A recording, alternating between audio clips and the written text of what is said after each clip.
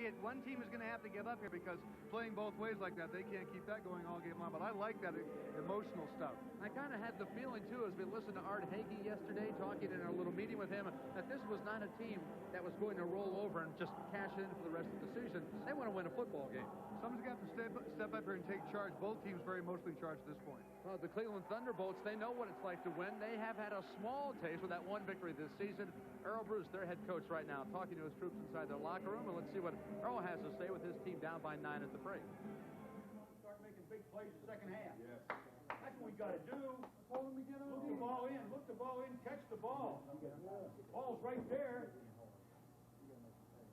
Go.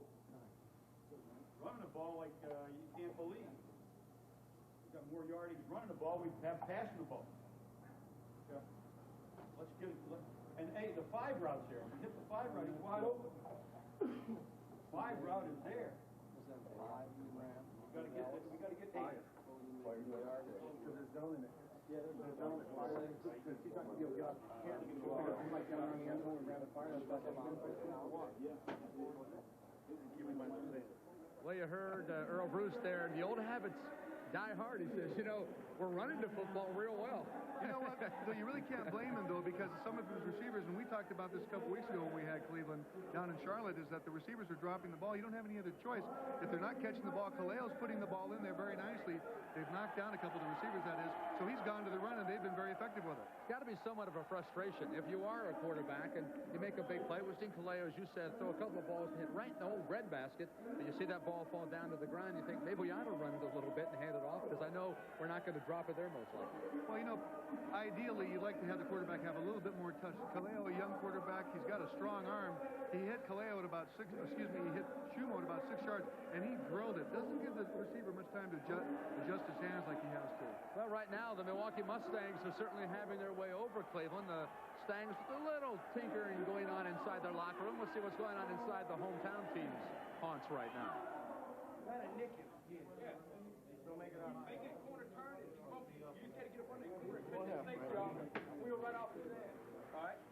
Now, we still have the regular 91. If he calls 91, if he calls regular 91, we're still coming inside the leg and right up under. But if he calls 91, we'll call 91 slant. No, slant and wheel. Just, you know, slant and wheel. Slant and wheel. Boom. Right there. Everything else stays the same. Down on the goal line, they're playing level coverage. You know, we got them. So you got to get in there behind him, work, get open for him. All right? You got to do a lot more than that. Everything else, they back it off of your son. No, put a lot more tape. Post corner. That was Milwaukee assistant coach Stan Pickett in there and drawing a little X's and O's. You understand all that stuff, don't you? When they get the little swirls and everything going? You can draw whatever you want. This game is going to be won on the motion. Yeah, well, we'll find out who's charged up right now. I would imagine the Milwaukee Mustangs would certainly have the card up their sleeve in that department. They've got a 9-point lead over Cleveland. We'll be back with more at the half in just a moment.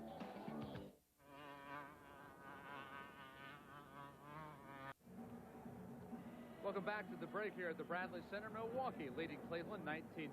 John Wallace here with Russ Francis. Looking around the Arena Football League right now, the arena scene. Who else is making headlines but Albany's own Eddie Brown? He has been sensational this season. He continues to rack up the points. 6 touchdowns against Cleveland last week. 4 of them through the air, 1 of them on the ground, and 1 of them via the return. And how about his quarterback, Mike Perez? He is approaching all kinds of passing records. 44 touchdown passes already this season. He's on pace to throw 66, and the league record is 50. Perez really doing the job. And John Rolk, a guy who shows up night in and night out.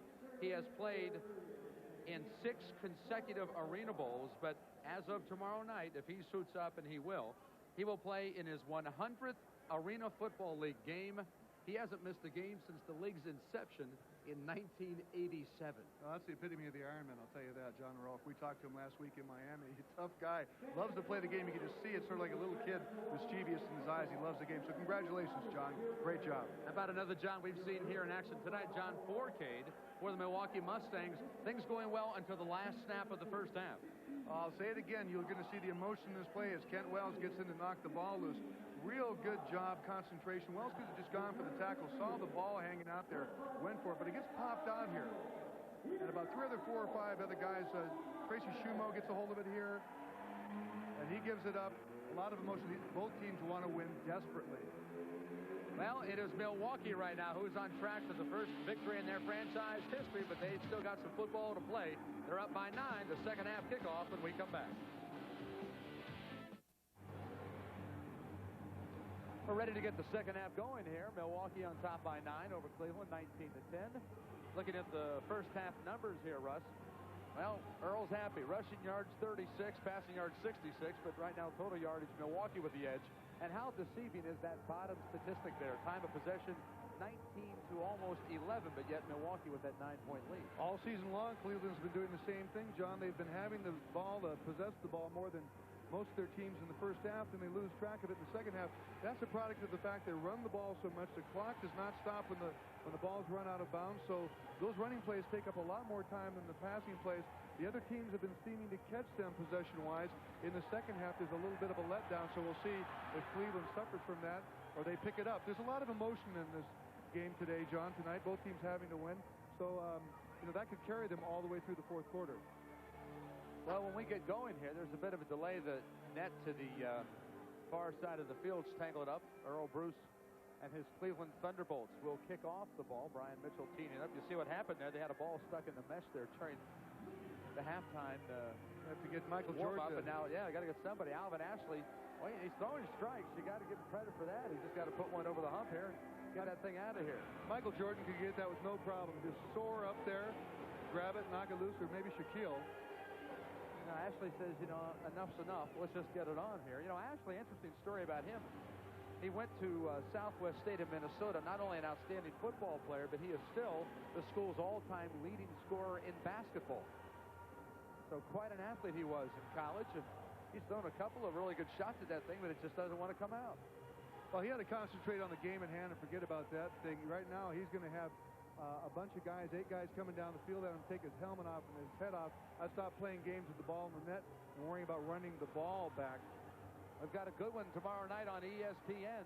Arena football, the 50-yard indoor war coming your way at 8 o'clock Eastern time. Orlando undefeated against the Miami Hooters. They're rolling. They have Jim Jensen back.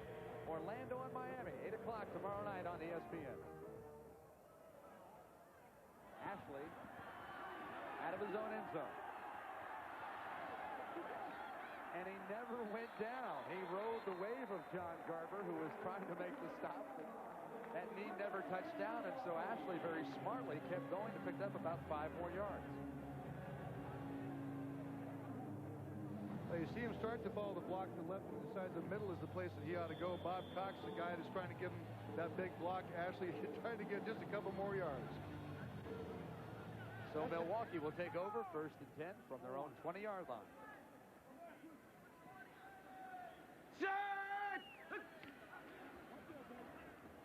4K to Ashley, who drops the ball and takes a shot from Zach Dumas. Milwaukee's done a good job for the most part of protecting their quarterback. They have given up, coming into this game, Russ, 26 sacks.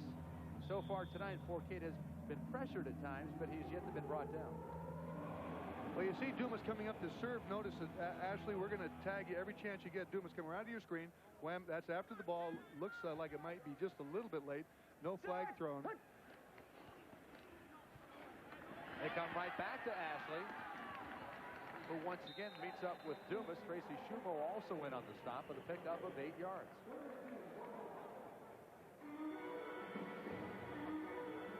Ashley, this team's lead receiver. He catches a pass and gets about an average of 12 yards off of it. Also the leading receiver as far as touchdowns are concerned. He has 9 touchdowns to his credit, but they've kept him out of the end zone so far tonight.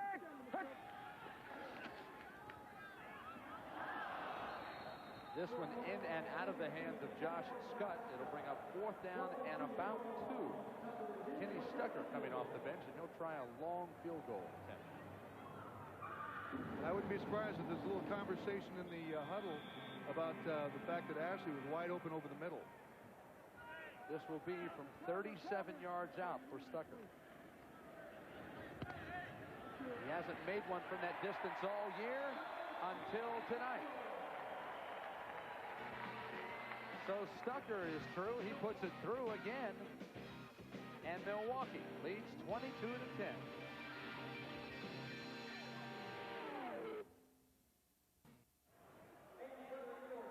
Milwaukee takes its first possession, puts 3 points on the board thanks to Kenny Stucker. Stucker, the second leading scorer via the kick in this league. Very reliable young man, and he puts this one high off the net. And Dumas will just fall on the ball. That's a touchback. It's brought out to the 5-yard line. That's where John Kaleo and his troops will take over to start the second half. Well, you notice that's what the coaches want, that ball kicked up high like that. You saw how much time it eats up. There wasn't any time once Dumas got the ball loose from Priester. There wasn't any time to run with it because the guys in purple were down there. Nice high kick. When it hits that net, that takes some extra time, and it kicks the ball back towards you, gives the make that the cover team a chance to jump on the football. Kaleo to Shumo. Shumo breaks a tackle and is brought down at the 16. He actually stepped out of bounds at the 21-yard line. Josh Scott came on to make the stop, but a big pickup for Cleveland. You're going to watch Shutt, who comes up from behind, do a great job of going to strip the ball. See, if he'll swing his right hand right over the right shoulder of Shumo here, trying to knock that ball loose, which he does. If they'd been out in the open field, that would have been a fumble, possibly recovered by Milwaukee. Great job, but Shumo was lucky. The sideline was there to help out. Oh, Scott was a quarterback in college, was changed to a defensive back, and you saw he learned nicely the lessons. This is Priester. He's got room to go, and Priester stepped out of bounds. Priester's run will be brought back to the 8-yard line, but Ernest Priester moves the chains again for Cleveland. You get a make that a running back to cut back against the grain. Priester just using the sideline here. Watch him turn back inside. Nice move. This is letting all the momentum of the guys covering you, coming after you, work for you, but his foot just crossing the line. The lone setback is Jeff Ellis. Shumo in motion with the ball, and Tracy Shumo takes it down close to the 2. You know, we have a tendency to talk about these guys, these skill guys, as they call them. Number 6, Tracy Shumo, Adams from Milwaukee, and all those guys, Marcus Goodwin. But number 73, the center for the Cleveland Thunderbolts, Kent Wells, 6'3", 290. He has been doing, you see he's kind of hunched over there in the middle, just standing up there. He's been doing a fine job on offense and defense. These running plays are working because he's taking his guy off the ball, along with number 98, Mr. Ricky Newman. It's second and goal from the 3. Ellis again, flagged down on the far side of the field. Ellis down to the 1. But again, there is a penalty. And I'm going to keep saying it because they keep doing this guy here, number 73, Kent Wells. He took his guy on that last play, just drove him flat on his back. I mean, you don't want to be in front of him. He's just going to pick up. You watch him start to drive against number 55, Dave Witham, who's 6'3", 295. He's not a light guy either. Kent just taking him right on his back. That's what you want from your offensive line. Big bad Kent Wells, as you said, out of Nebraska, one of old Dr. Tom Osborne's boys playing the indoor war here, and that's kind of fitting, a Nebraska guy playing an Ironman game. It just sounds right, doesn't it? That's right. Can't play outside because of the locust. It's second and goal, and there might have been movement. I think maybe Mr. Nebraska there perhaps tilted the football. You think maybe Garber's guilty of the flag Somebody instead? else. Okay, well, we'll give it to Kent. Let's look at John Garber, 6'3", 290 out of Western Washington. See, it wasn't my guy. Yeah, Garber flinched. He moved. No, it was Garber. It wasn't. You're talking about the guy from Nebraska. I'm talking about Kent Wells, our center. I know. He's your guy. Well, he's doing a great job so far. He's my guy as long as he keeps doing a good job. He's from Nebraska. The other guy is from Western Washington. Garber is. So a 3-yard penalty puts the ball back close to the 4-yard line. Second and goal from there. To Priester. Touchdown, Cleveland. John Kaleo to Ernest Priester. Priester gets on the board, his second touchdown of the game, or actually his first. And it's 22-16. You know, when you talk about a quarterback's quick release, you watch Kaleo's arm whip through there. He knows he has to get the ball to Priester now. He's running out of room. Good, nice, quick, smooth release by Kaleo. Mitchell again on to add the 2-point try here on the drop kick.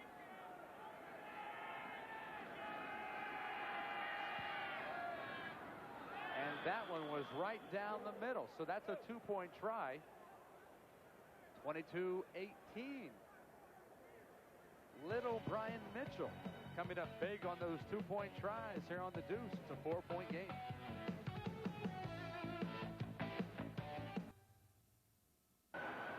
So Mustang Mania sweeping across Milwaukee. The Stangs getting a field goal on their first possession, but Cleveland comes right back. Brian Mitchell tacked on a 2-point try after the touchdown. 22-18. Ashley off the screen.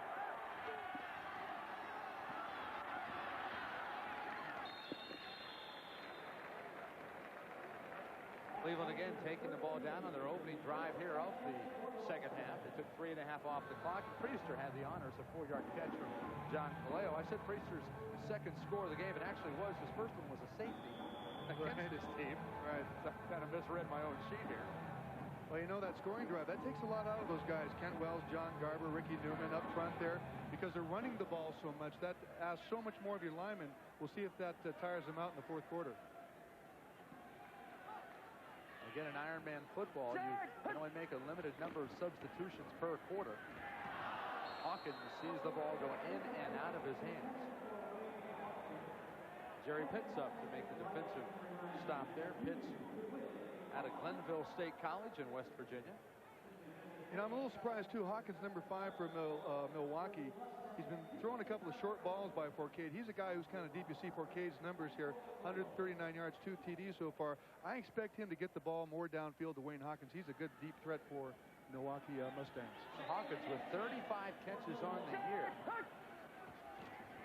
Another flag down, and here's Hawkins.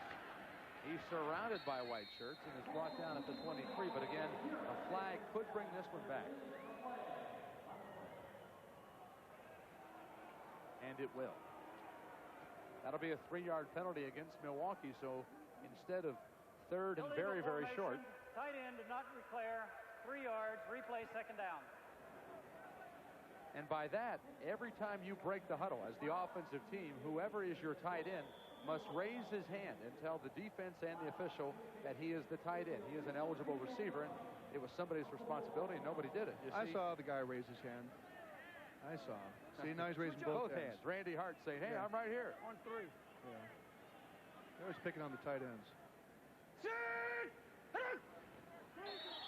Movement on the interior, but was he drawn off, or did he jump off with the change count by Forcade?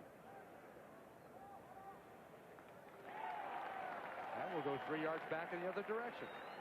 Encroachment, number 75, Cleveland, 3 yards, second down. You know, we saw this last week with Jim Jensen from Miami. These experienced quarterbacks drawing off Tony Ketchens there, number 95. Number 75, Roger Cunningham. That cadence, those experienced guys, they can draw them off. Works both ways. If you draw off them, you can take your offensive guys and make them jump too. Forcade's pass to Scott is incomplete. 3rd and 10 now from the 13-yard line. Art Hagee. He's got a great attitude about it. He says, you know, it's only football. It's only a game. I know we haven't won yet. He took over for Lou Saban here back on June 13th, but they've had some close calls. Last week, taking Massachusetts down to the wire, losing 58-51 to them. Had an opportunity to win the game, actually, but Terry Beckham fumbled with the ball late as he was going in for what may have been the winning touchdown. Forcade has him wide open. Wayne Hawkins was behind Jerry Pitts, but the pass falls incomplete. Okay, we'll get back to talking about Coach Hagee in a second, but I mentioned about Wayne Hawkins being a deep threat. Now I'm going to chew him apart. See how he staggers here and slows down? You got to keep running. Let the quarterback lead you. You cannot stop your run until the ball is thrown in the air. Forcade did a good job of leading him there, but Hawkins just slowed down and went right through his hands. This is Stucker, and that was good. Woo! A 53-yard field goal by Kenny Stucker. It's only worth 3, but my gosh, it was from so far out, you got to give them 5. They do on the sideline. They're happy about that. Cleveland down by 7. Welcome back in the Bradley Center, and they're still messing with that football. Huh? They're not going to give it up. Milwaukee getting 3 off the foot of Kenny Stucker, but talk about some guys whose feet are on the move. How about the cyclists in the Tour de France? Stage 19, you can see it on ESPN tomorrow at 1 o'clock in the morning. Check that one out. 10 o'clock Pacific time. The 19th stage of the Tour de France is Miguel Indurain is pedaling his way to his 4th Tour de France championship. Leading by 7 minutes, no less. This again, Kenny Stucker. The ball put down just across the 5. Let's give him 53 yards on this one, though. Beautiful. Richard Bellinger almost getting in there for Cleveland to block it, but Milwaukee getting a guy up there with his hand on Bellinger just to push him out of the way, just to make sure, because those long kicks have to be kicked low to get that velocity into it to make that distance. Wonderful kick. That was Stucker's second good field goal attempt from beyond 45 yards for this year. The second one he's made from beyond that distance. This is Priester. And Ernest Priester's got some room. Priester in for the score. Well, you can just tell when a guy is not going to be denied. Priester came out of that end zone. You saw him times before. Look at these guys celebrating. I love to watch that. Times before, he was kind of hesitant coming out of the end zone. This time, Priester blasts out. He gets some great blocking up front, right at the middle. He'll cut back to his right to take advantage of that blocking. Right here, nobody. One more break to his left. He goes right by the kicker, Stucker, who has no chance of getting it. He's not going to be denied. I want 6. He gets it. Well, coaches tell you in this league, if you don't hit your kickoff off the net, it gives that returning team more than enough time to set up their return. You see the ball come short, not off the net. He doesn't have to play the carom. Instead, he can turn up field, and for the 3rd time this year, Ernest Priester has taken a kick back for a score. Well, you know, Ken Stucker's got a good leg, and he knocked that long field goal. He just didn't get much of that ball. He didn't get into that ball when he kicked it off. As you said, giving Priester much more time to read his blockers than he should have had. And again, Mitchell on to try the drop kick. He has only had one placement for an extra point on one occasion this year. This is for 2 points. And Mitchell puts it through. You know, John, I'm a little surprised that this drop kick takes longer than most kicks, than your regular extra point. You would think that Milwaukee would be putting more of a pressure. Nobody really is trying to push up to the line to break through and block that. I would think when it takes more time for a drop kick, they'd come after it. Well, Cleveland had the lead at the outset of this game, and they were up 6-0 at one point. Well, this is their second lead of the game. They have come back to retake the margin of 26-25. I'd like to remind you folks about tomorrow night. Coming up down in Miami in the arena there, the Hooters and Jim Jensen taking on Ben Bennett and the Orlando Predators. Orlando undefeated. Miami 4-4. Boy, did they miss Crash Jensen. They were 2-0 until he went down. Now they won last week with him back in the saddle, and so Miami still in the hunt for a home playoff game. They'll take on Orlando next week on the Deuce. Russ and I will be down in Texas in Fort Worth to see the Cavalry and the Las Vegas Sting. Both of those teams are in the playoff chase as well. Next Friday night, 8 o'clock Eastern time on the Deuce. Giddy up, giddy up. I'll bring my steps. Bring your boots, buddy. Absolutely. Terry Beckham off the net. And this coverage very different than what we just saw. Beckham just barely got it out across the 5. Well, Brian Mitchell doing what you've got to do here when you kick it. Get that ball up high in the net. Doesn't give Beckham a chance. And also, you know, those guys aren't real sure where they're going to go with it. All right, Yo-Yo. We're on a 3. All right, Yo-Yo, 500. On one. Shotgun, Dante. Don't kill me, on 1. Don't kill me. Shotgun, on 1. No, it's not a real shotgun, John. It's just a kind of figurative speech. Fourcade. And the pass broken up by Dumas. He was looking for Terry Beckham. But Dumas up strong to make the defensive stop there. Hey, Zach Dumas, the defensive specialist on this team. This guy's been around. Played his college ball for Earl Bruce at Ohio State. Now, see the receiver drifting there? You cannot do that. That's looking for trouble. That's an inexperienced receiver. John Fourcade, too, should lead him towards the sideline. He was in front of Dumas, Beckham was. You got to rely on the fact that you can use that sideline because Zach Dumas is going to come up, take that ball away for a touchdown. He's 6'1", 210, big guy. Forcade gets rid of it before he gets blasted. Wayne Hawkins was on the receiving end.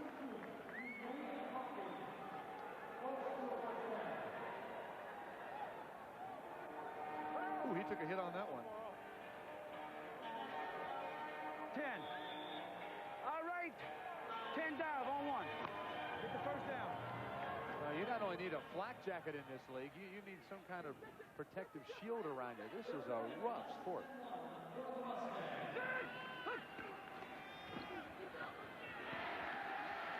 Another huge collision, but Andy Chilcote just powers away, and he picks up the first down. And Milwaukee keeps the drive alive. Inside of 4 minutes to play, Cleveland leads by 1. We heard Forcade in the huddle saying, let's get the first down. This team listened, got it. Chilcote just driving, putting his head down, getting that extra yardage.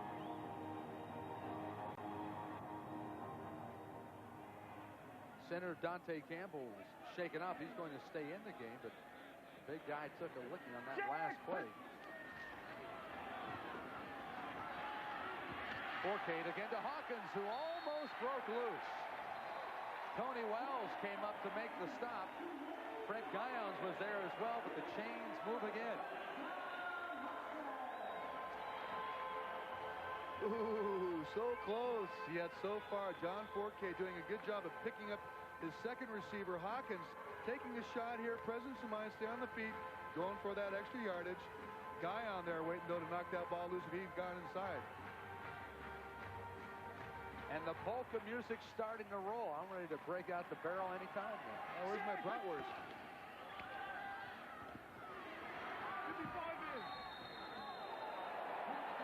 Oh, and Forcade on the completed pass there on the far sideline to Taron Adams, who got a little hot the way they rammed him into the barrier. I am told by our director, Kenny Fouts, who would know such things, that was Zorba the Greek music and not the polka. That doesn't have anything to do with the fact that I still want a bratwurst. Thank you. Of course, Kenny would know those things. He would absolutely know those things and so many more things. It's a pleasure to have him with us. Uh-oh. And down goes Forcade, the 27th time this year that a Milwaukee quarterback has been sacked. Randall Olds doing the damage there. He led Milwaukee coming into the game with 3 sacks. Give him number 4. Well, Olds, number 50, has been close on a couple of occasions. He's getting help and pressure from the other side, Tony Catchings, which is what you want to do because now the offensive line for Milwaukee, they've got to worry about more than just Olds. Catchings coming in, putting a lot of heat on the quarterback. That's why Milwaukee is going to the short pass. They haven't been able to protect the quarterback as well as they did in the first quarter. That sets up 3rd down and 10 now for Milwaukee. There's Olds again. And Forcade on the deflection completes the pass to Kelly Barrett. But there is a flag down back at the 23-yard line.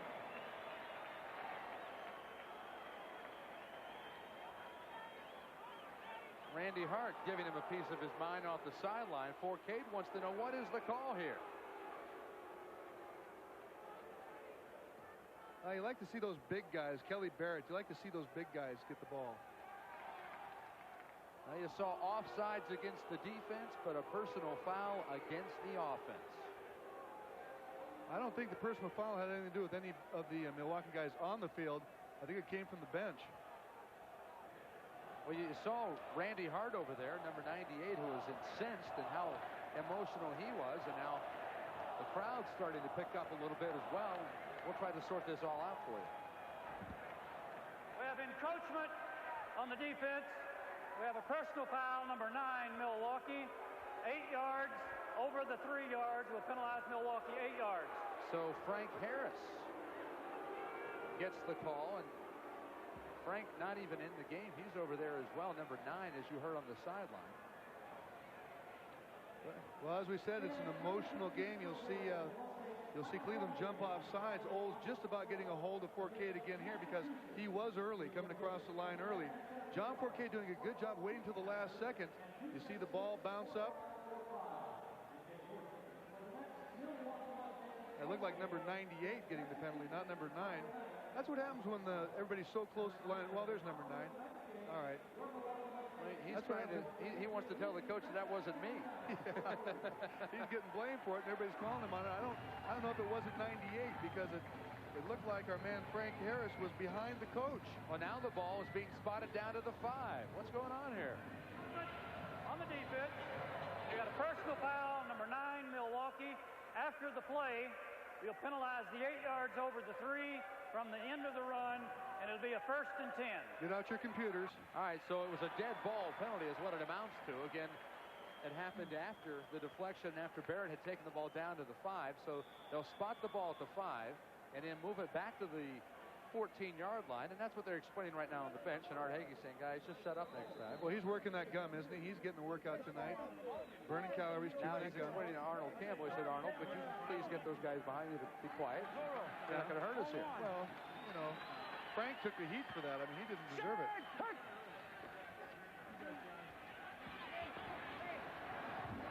And Forcade had nowhere to throw the ball, and Randall Olds was over there once again. Scramble, come to me. Hello. Can you run a 4-route? You know, the guy, Fred Guy, number 22, did a great job of holding Hawkins up. They wanted to do a hook and a go. But Guyon stopped Hawkins right on the sideline. Forcade had no place to throw.